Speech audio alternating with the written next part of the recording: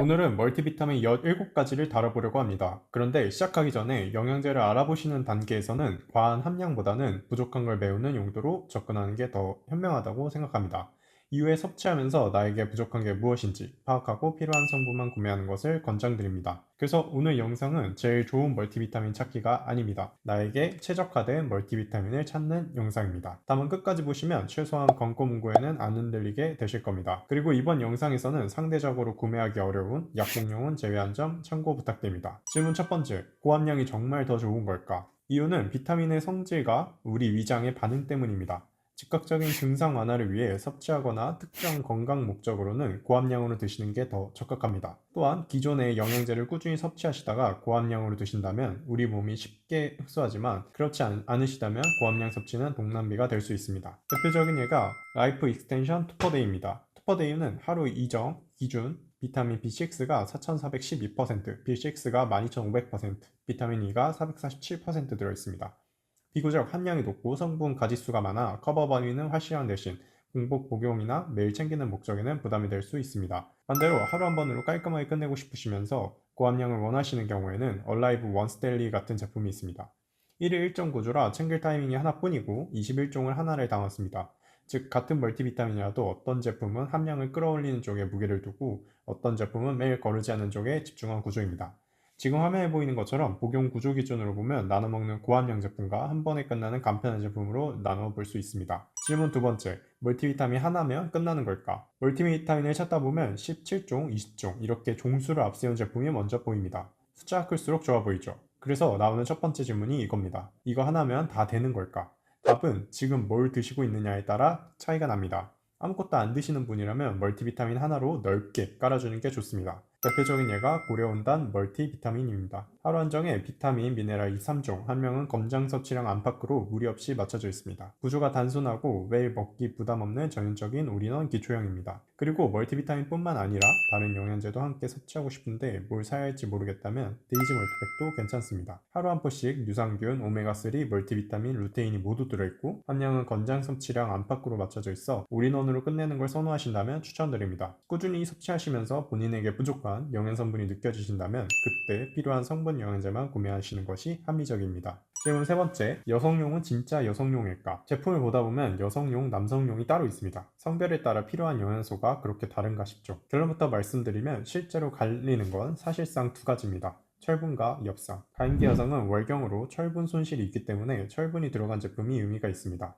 엽산도 마찬가지고요. 다만 철분 성분 같은 경우 다른 미네랄과 함께 섭취하면 효율이 떨어져서 의도적으로 빼는 경우가 많습니다. 대표적인 예가 얼라이브 원스데일리 4우먼 제품입니다. 전반적으로 고함량이고 여성용으로 적합하고 인기 있는 제품이지만 앞서 말씀드린 이유처럼 철분은 빠져 있습니다. 반대로 남성은 철분을 따로 챙길 필요가 없습니다. 그래서 남성 기능 및 전립선 건강과 연관이 있는 아연과 셀레늄이 들어간 제품이 의미가 있습니다. 대표적인 제품이 얼라이브 원스데일리 포맨 멀티비타민입니다. 여성용과 달리 아연과 셀레늄이 들어가 있는 걸 확인할 수 있습니다. 50대 이상이라면 하나 더 보실 게 있습니다. 나이가 들수록 비타민 B12가 흡수가 떨어지기 때문에 성분표에 B12가 좀 더 넉넉하게 들어간 제품이 좋습니다. 추가로 영상과는 다소 무관하지만 50대 이상부터는 근육량이 쭉 빠지고 성인병이 생길 수 있어 단백질 보충제도 함께 섭취하시는 걸 권장드립니다. 정리하면 여성용, 남성용, 50대 이상용이라는 문구보다 뒷면에서 여성용이라면 철분과 엽산, 남성용이라면 아연과 셀레늄이 들어있는지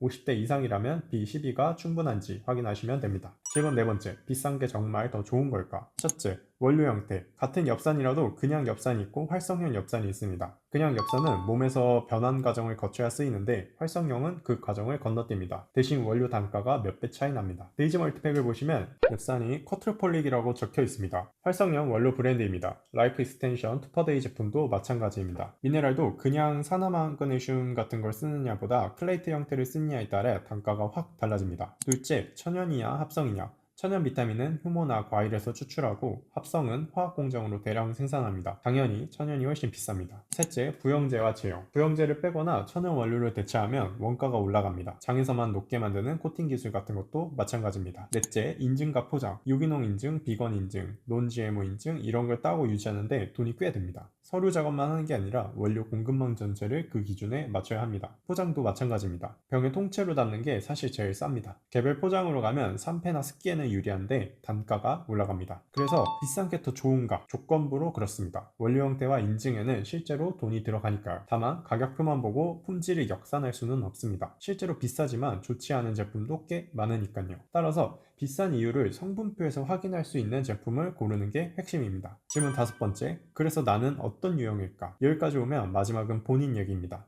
술과 커피가 잦으면 B군을 조금 더 보시는 게 낫고, 채식 위주로 식사를 하신다면 B12와 철분, 아연을 확인하시는 게 좋습니다. 실제로 주변에서 자주 올라오는 상황 4가지를 놓고 앞의 질문들을 다시 돌려보겠습니다. 케이스 1.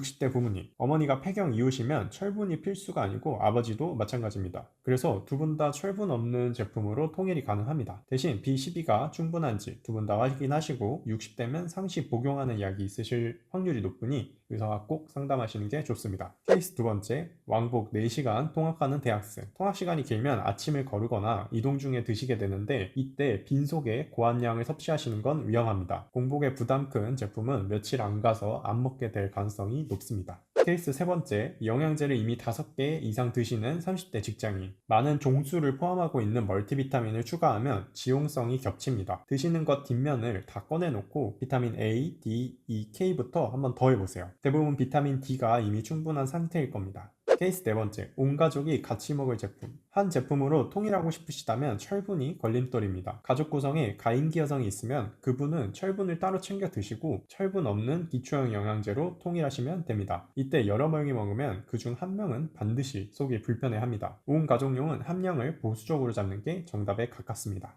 기저질환이 있는 경우 멀티비타민 성분 중에는 복용 중인 약과 상호작용할 수 있는 것들이 있습니다. 갑상선 약과 미네랄의 복용 시간 간격 같은 게 대표적이고요. 이건 성분표를 아무리 잘 봐도 개인의 약 처방까지 고려해야 하는 문제입니다. 기저질환이 있으시거나 상시 복용하시는 약이 있으시다면 제품을 정하시기 전에 반드시 의사나 약사와 상의하시기 바랍니다. 제품 뒷면 사진 한 장 찍어서 약국에서 여쭤보시면 대부분 바로 답을 주십니다. 마무리 정리하겠습니다. 5가지 질문입니다. 지금 뭘 먹고 있는지, 고함량이 정말 필요한지, 철분과 엽산이 필요한지, 얼마를 쓸 수 있는지, 그리고 나는 어떤 상황인지, 이 5개만 답하시면 17종은 알아서 서너 개로 좁혀집니다. 뭐가 제일 좋은가가 아니라 나에게 맞는 게 뭔가가 먼저 보이기 시작하는 거죠. 오늘 이야기한 기준별 제품 정리는 설명란과 고정 댓글에 다시 올려두겠습니다. 도움되셨다면 구독과 좋아요 부탁드리겠습니다. 감사합니다.